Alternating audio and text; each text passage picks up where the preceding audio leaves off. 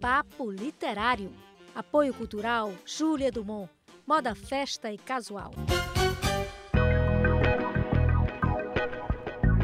Olá, está começando o Papo Literário, que está sendo apresentado aqui da Urban Artes em Fortaleza. Hoje, 2 de novembro, os cristãos reverenciam os seus entes queridos que partiram.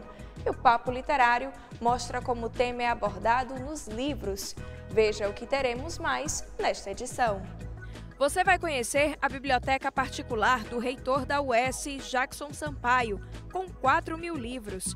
Tem uma entrevista especial da professora e escritora Carla Castro, autora de Resquícios de Memórias, Dicionário de Escritoras e Ilustres Cearenses do século XIX, e um clipoema inspirado em versos de Mário Quintana. É tudo agora no Papo Literário.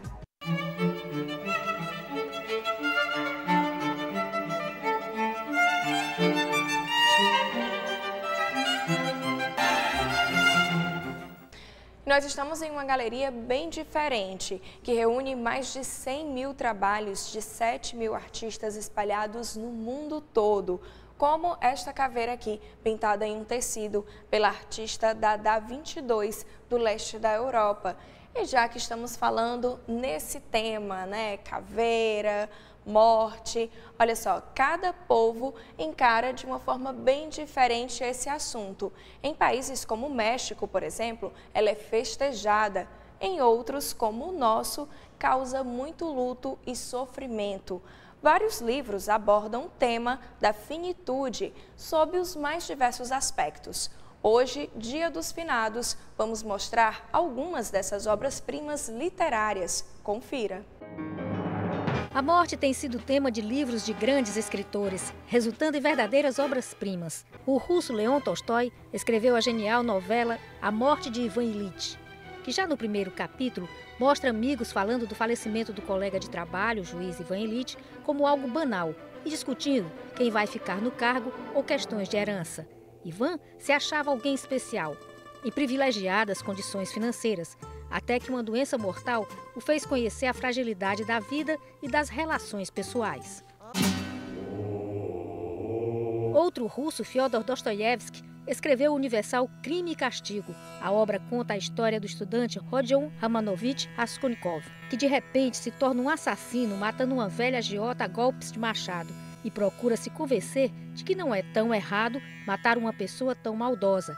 Dostoiévski aborda as mais diversas facetas da psicologia humana. Outro grande romance aborda esse tema, é A Morte em Veneza, do alemão Thomas Mann. O personagem principal, Aschenbach, um comportado e consagrado autor que sofre de problemas de saúde, decide viajar e viver a vida de um modo totalmente diferente, mais livre e ousado, a ponto de preferir se deixar morrer a perder algo inovador e belo, materializado em um jovem que é a imagem da perfeição. Em Memórias Póstumas de Brás Cubas, o brasileiro Machado de Assis dá voz a um cadáver, que inicia a história falando de seu sepultamento. Um morto que resolve escrever suas memórias. Em primeira pessoa, o defunto conduz o leitor, tendo em vista sua visão de mundo, seus sentimentos e o que pensa da vida. Uma leitura obrigatória. Já no romance A Menina que Roubava Livros, de Marcos Zusak, ao invés da história ser contada por um defunto, a narração é feita pela própria morte, que é humanizada pelo autor. Durante a Segunda Grande Guerra Mundial, a menina Liesel ganha novos pais ao ser deixada pela mãe comunista num pequeno vilarejo alemão. A menina acaba tomando gosto pelos livros, que na época eram queimados pelo nazismo. Liesel presencia o falecimento de várias pessoas queridas, mas é poupada pela morte até chegar à velhice. A brasileira Clarice Lispector também abordou a morte de forma comovente em A Hora da Estrela. É a história de Macabea, uma nordestina de 19 anos, muito pobre e ingênua, que tenta se integrar a uma sociedade excludente. Ela disfarça a fome comendo pedacinhos de papel. Morre no trânsito, sonhando com um vestido de noiva. Uma existência que, se não fosse a sensibilidade de Clarice, nem seria registrada. E já pensou num lugar onde ninguém morre? pois isso acontece no espetacular romance As Intermitências da Morte, do português José Saramago.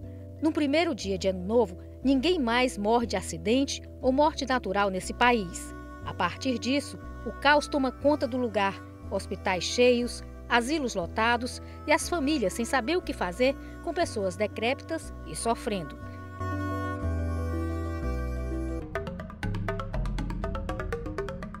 E por fim, vamos falar de um personagem que tem uma verdadeira atração pela morte em Ensina-me a Viver, de Colin Higgs.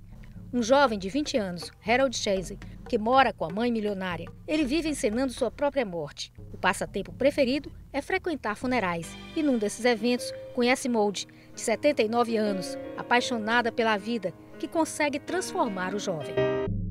Aí estão algumas sugestões de leitura que certamente dão novas visões sobre a morte a qualquer leitor. E por falar em morte, recentemente Fortaleza viveu uma tragédia coletiva com o desabamento do edifício Andréia. 9 pessoas morreram, mas graças ao trabalho do Corpo de Bombeiros, voluntários e outros órgãos, como a Defesa Civil, 7 pessoas foram resgatadas com vida. E numa homenagem a este trabalho solidário, quem diz o livro de cabeceira de hoje é o comandante do Corpo de Bombeiros, Coronel Eduardo Holanda. Veja a dica literária dele.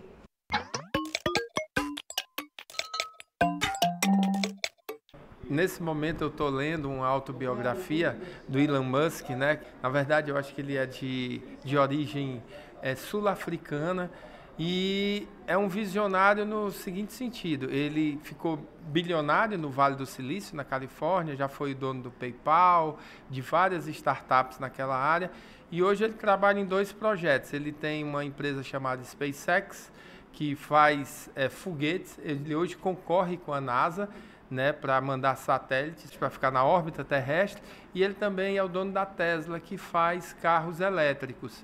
E eu acho interessante a leitura dele de mundo.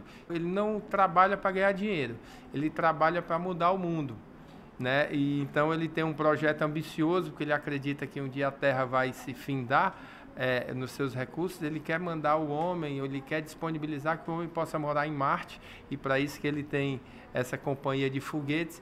E enquanto isso ele quer, vamos dizer assim, abolir o combustível fóssil, né? E está apostando tudo nos carros elétricos através da Tesla. Ele foi um dos precursores nessa área. Então eu estou lendo isso, é bem interessante dele, essa filosofia de empreendedor que ele tem, de, como ele diz, ele quer mudar o mundo. Recebemos um e-mail da Paulus Editora divulgando o lançamento do livro-reportagem Irmã Dulce, a santa brasileira que fez dos pobres sua vida, escrito pela jornalista Carla Maria. No dia 13 de outubro, os brasileiros ganharam sua primeira santa nascida no país, Santa Dulce dos Pobres. Detalhes preciosos da vida da santa são revelados no livro, que é escrito pela autora premiada do livro Mulheres Extraordinárias, também publicado pela Paulus Editora. Obrigada pela participação no programa e parabéns pela obra, Carla. E se você deseja se comunicar com a gente, anote aí o nosso e-mail: papoliterário@tvceara.ce.gov.br. O endereço é Rua Oswaldo Cruz, 1985, bairro Aldeota, Fortaleza, Ceará. CEP 60125048 e o telefone é DDD 85 3101 3125.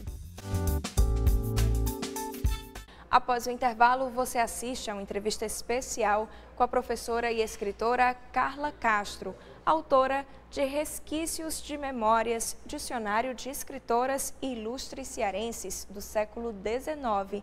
A gente volta já. Papo Literário. Apoio cultural Júlia Dumont. Moda, festa e casual.